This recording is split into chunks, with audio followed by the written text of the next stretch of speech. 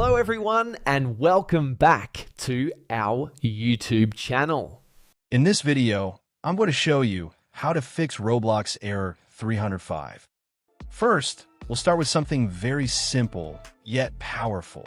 So over the time, apps store temporary files to load faster, but sometimes those files get corrupted and the app starts acting weird.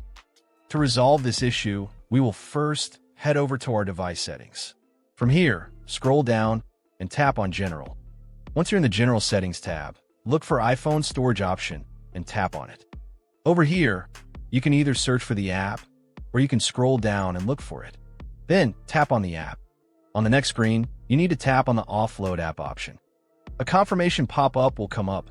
Now tap on the Offload app option here. It'll take a bit for processing, and then a reinstall button will show up. Simply tap on it to reinstall the app. This should resolve the issue, but if it doesn't, then you need to check if the app is running an older version. Head over to App Store.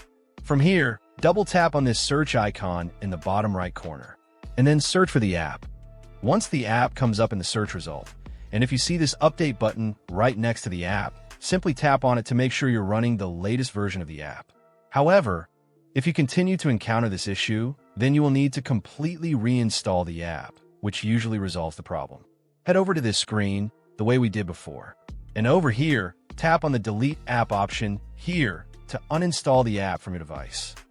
A confirmation pop-up will come up. Now tap on the Delete option here. Once uninstalled, open up App Store and search for the app in the search bar. After the app comes up in the search result, simply click on this cloud icon to install it back onto your device. Hopefully, this resolves the issue. If it does, consider sending a super thanks to support our channel. And also don't forget to hit the subscribe button. We'll see you in the next video.